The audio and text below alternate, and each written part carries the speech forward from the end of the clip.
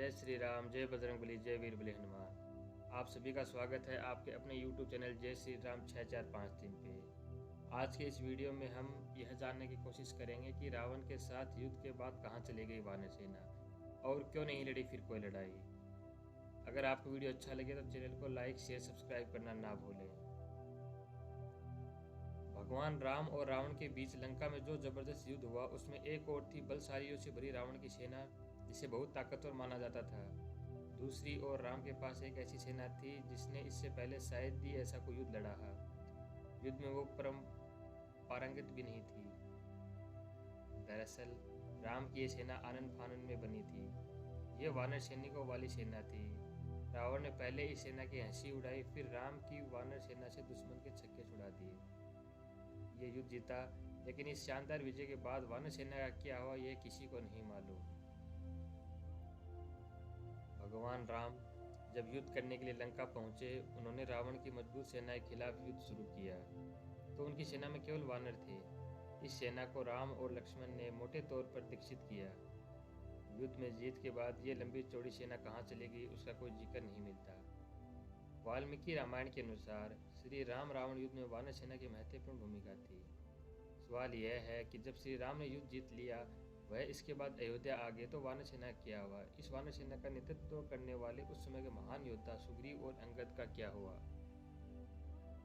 रामायण के उत्तरकांड में उल्लेख है कि जब लंका से सुग्रीव लौटे तो उन्होंने भगवान श्री राम ने किष्किंधा का राजा बनाया। बाली के पुत्र अंगद को युवराज, इन दोनों ने मिलकर वहां कई सालों तक राज किया। श्री राम रावण युद्ध में योगदान देने वाली वानर सेना सुग्रीव के साथ ही वर्षों तक रही, लेकिन इसके बाद उसने शायद ही कोई बड़ी लड़ाई लड़ी। हालांकि इस वानर सेना में अहम पदों पर रहे सभी लोग किष्किंधा में अहम जिम्मेदारियों में जरूर रहे। वानर सेना में महत्वपूर्ण योगदान देने वाले नल नील कई वर्षों तक सुग्रीव के राज्य में मंत्री पद पर रहे। युवराज अंगद और सुग्रीव ने मिलकर किष्किंधा के राज्य को और बढ़ाया। गौरतलब है कि किष्किंधा आज भी है। किष्किंधा कर्नाटक में तुंगभद्रा नदी के किनारे है।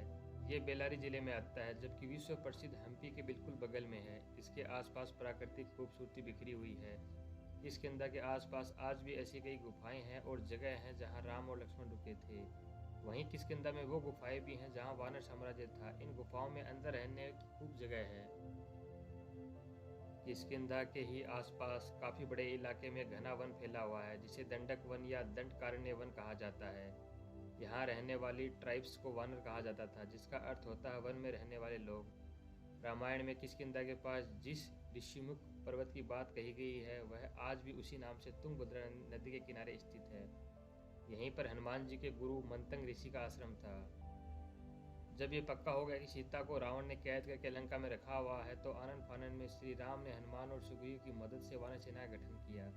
लंका की ओर चल पड़े। तमिलनाडु की एक लंबी तटरेखा है जो लगभग 1000 किलोमीटर तक विस्तारित है। कोडिकरई समुद्र तट वेलांकनी के दक्षिण में स्थित है, जो पूर्व में बंगाली खाड़ी और दक्षिण में पालक स्ट्रेट से घिरा हुआ है। यहाँ श्री राम की सेना ने पड़ाव डाला। श्री राम ने अपनी सेना को कोडिकरई में इकट्ठा करके सलाह मंत्रणा की। इसी वानर सेना ने फिर रामेश्वरम की ओर कूच किया, क्योंकि पिछली जगह से समुद्र पार होना मुश्किल था। श्री राम ने रामेश्वरम के आगे समुद्र में वह स्थान ढूंढ निकाला जहां से आसानी से श्रीलंका पहुंचा जा सकता हो। इसके बाद विश्वकर्मा के पुत्र नल और नील की मदद से वानरों ने पुल बनाना शुरू कर दिया। वानर सेना में वानरों के अलग अलग झुंड थे। हर झुंड का एक सेनापति था, जिसे युद्धपति कहा जाता था। युद्ध अर्थात झुंड। लंका पर चढ़ाई के लिए सुग्रीव ने ही वानर तथा रिक्ष सेना का प्रबंधन किया। बताया जाता है कि ये वानर सेना जुटाई गई थी, ये संख्या में करीब 1 लाख के आसपास थी। ये सेना राम के कुशल प्रबंधन और संगठन का परिणाम थी। विशाल वानर सेना छोटे छोटे राज्यों की छोटी छोटी सेनाओं व संगठनों जैसे किष्किंधा, कोल, भील, रिछ और वनों में रहने वाले रहवासियों आदि का संयुक्त रूप थी। माना जाता है कि लंका विजय के बाद ये विशाल वानर सेना फिर अपने राज्यों के अधीन हो गई, क्योंकि अयोध्या की राजसभा में राम ने राज्याभिषेक के बाद लंका और किष्किंधा आदि राज्यों को अयोध्या के अधीन करने के प्रस्ताव को ठुकरा दिया था। ये वानर सेना राम के राज्याभिषेक में अयोध्या भी लौट आई, फिर वापस लौट गई।